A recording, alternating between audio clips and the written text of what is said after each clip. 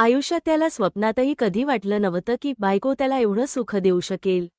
आणि ते त्याला आता मिळालं होतं. त्याला जे हवं होतं ते सर्व मिळालं होतं. त्यामुळे त्याने तिला सर्व प्रकारची सूट दिली होती. तो स्वतःला सर्वात सुखी आणि समाधानी पुरुष मानत होता. कारण संपत्ती तर त्याच्याकडे होतीच आणि अप्सरेसारखी पत्नी देखील होती. आधी एक उणीव होती, पण आता तिच्याकडून सुख मिळत होते. आता त्याची भूक भागत होती. त्याच्या आत्म्याची शांती होऊ लागली, त्यामुळे तो समाधानी होता. पण हे समाधान आपल्याला देण्यामागचं नेमकं तिचं कारण काय, याचा शोध मात्र तो सारखा घेऊ लागला. त्याच्या मनामध्ये तिच्याकडे पाहून शंका-कुशंका उत्पन्न होत होत्या. आणि मग एक दिवस त्याने ठरवलं की तिच्यामध्ये झालेला हा बदल का आणि कसा घडला, याचा शोध आपण घ्यायचा. ठरवल्याप्रमाणे तो तिच्या मागावर राहू लागला. आणि मग त्याच्या लक्षात आलं की ऑफिस तर 5 वाजता बंद होते आणि हिला यायला 7 वाजतात. असं का? मधले 2 तास ही कुठे राहते? याचा तो आता शोध घेऊ लागला.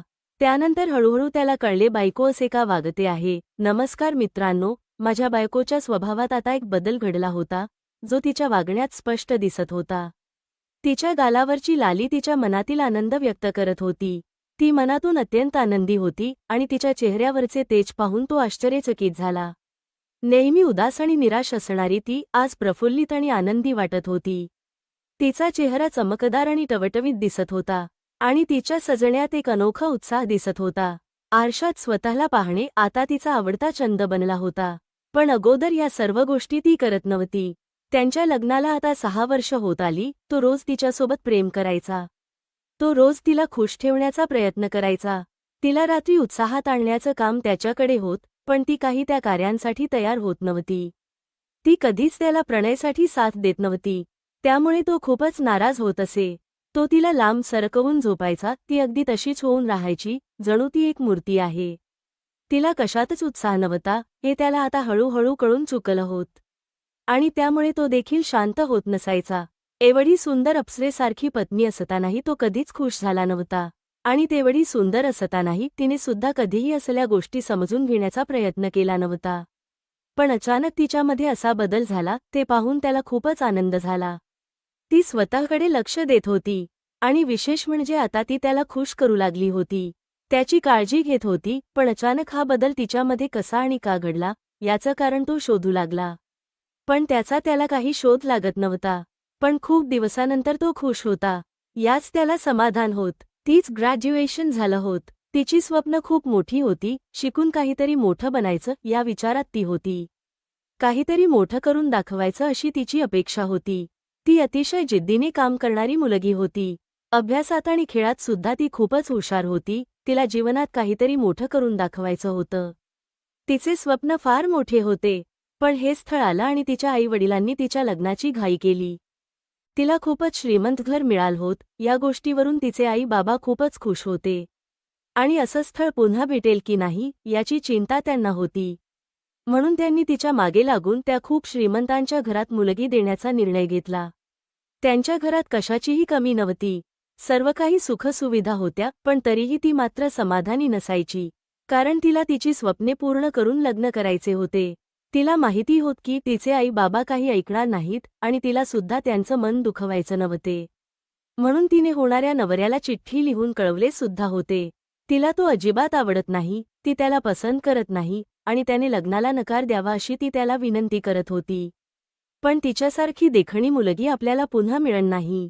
अशी अप्सरेसारखी मुलगी गमावणं आपल्याला कधीच परवडणार नाही. हे सगळं त्याला माहिती होत, म्हणून त्या मुलाने लग्नाला नकार दिला नाही. मग त्यांचं लग्न झालं आणि सर्व काही माहीत असून देखील त्याने आपल्याशी विवाह केला, याचा राग कायम तिच्या मनात होता. ती त्याला कधीच आपला पती परमेश्वर मानायला तयारच नव्हती. त्यानं आपल्या शरीरासाठी आपल्या रूपावर भाळून प्रेम केलं, हे तिला माहीत होतं. म्हणून ती त्याला फक्त तीच शरीर देत होती. पण ती मानाने कधीही त्याची झालीच नव्हती. आणि एवढी देखणी बायको असून देखील त्याला कधीच हवं तसं सुख मिळालं नव्हतं. तो कधीच तिच्या सोबत राहून शांत झाला नव्हता. कसंबसं दोघांचं वैवाहिक जीवन चालू होतं, पण एक दिवस तिने त्याला सांगितले की घरी बसून मला कंटाळा येतो. आणि मला कुठे ना कुठे जॉब शोधा.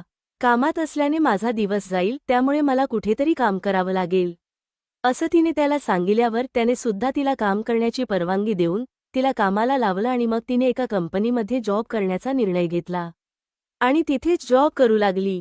काही दिवसांनी तिथली ती मॅनेजर बनली होती आणि तिला कामावर रुजू होऊन आज जवळपास 5 ते 6 महिने झाले होते. पण या 3-4 महिन्यांमध्ये तिच्यामध्ये खूप काही बदल होत होता. त्याला वाटत होते की ती कामात गुंतल्यामुळे तिच्यामध्ये हा बदल घडवून येत आहे. कामात असल्याने ती आता आनंदी आणि प्रसन्न राहत आहे, त्यामुळे तो तिच्यात झालेला हा बदल स्वीकारत होता आणि मनोमन आनंदित होत होता, कारण आता त्याला ते सुखसुद्धा मिळत होतं, ज्याची तो फक्त कल्पनाच करत असायचा. खेळ करत असताना ती त्याच्यावर अगदी तुटून पडू लागली, त्याला ते सर्व सुख देऊ लागली, ज्याची तो आस करत होता. ती स्वतःहून त्याला साथ करू लागली. त्याच्या महाराजासोबत ती वारंवार खेळू लागली. त्याला जास्तीत जास्त ते सुख कसं देता येईल यासाठी ती प्रयत्न करू लागली. त्यामुळे तो खूपच आनंदित होता. आयुष्यात त्याला स्वप्नातही कधी वाटलं नव्हतं की ती त्याला एवढं सुख देऊ शकेल. आणि ते त्याला आता मिळालं होतं. त्याला जे हवं होतं ते सर्व मिळालं होतं. त्यामुळे त्याने तिला सर्व प्रकारची सूट दिली होती. तो स्वतःला सर्वात सुखी आणि समाधानी पुरुष मानत होता, कारण संपत्ती तर त्याच्याकडे होतीच आणि अप्सरेसारखी पत्नी देखील होती. आधी एक उणीव होती, पण आता तिच्याकडून सुख मिळत होते. आता त्याची भूक भागत होती. त्याच्या आत्म्याची शांती होऊ लागली, त्यामुळे तो समाधानी होता. पण हे समाधान आपल्याला देण्यामागचं नेमकं तिचं कारण काय, याचा शोध मात्र तो सारखा घेऊ लागला.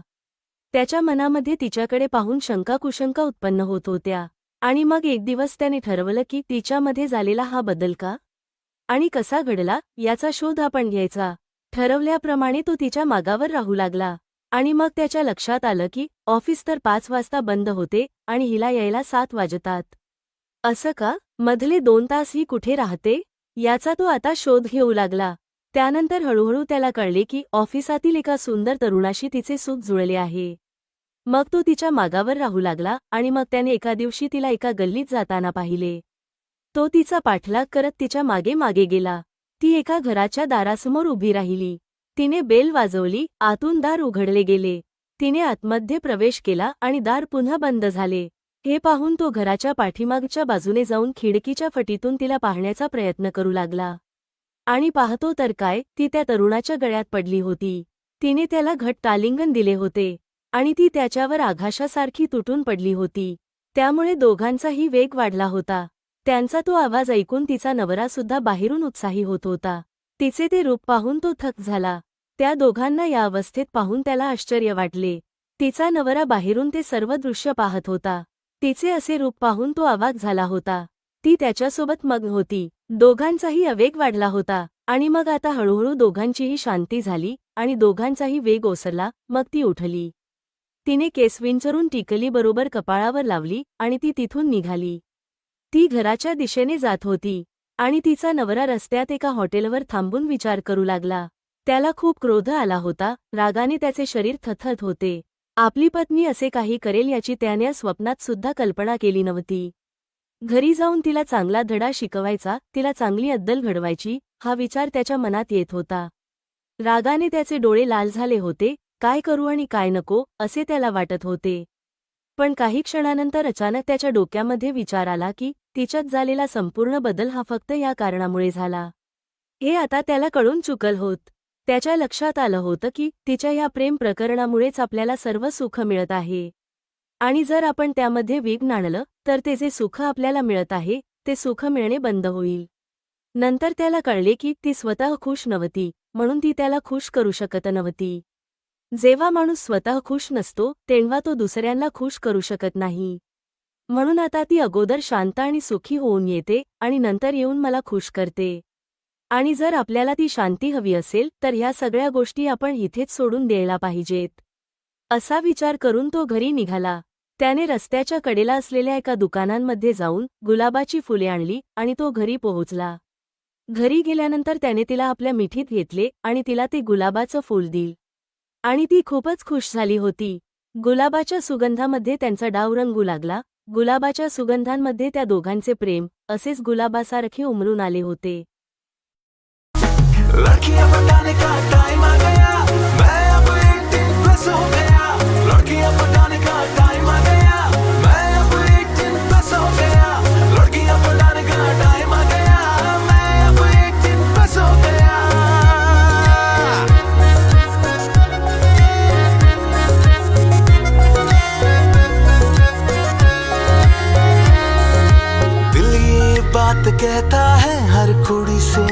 चाहता है।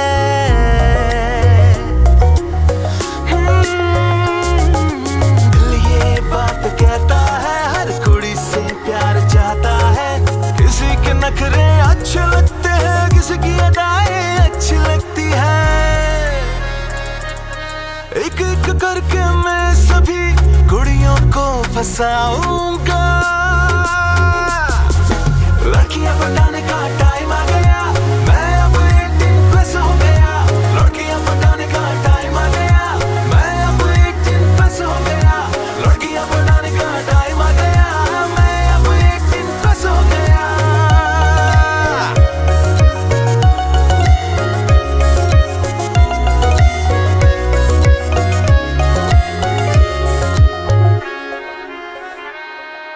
गोरी हो या काली, सबका बनूंगा माली।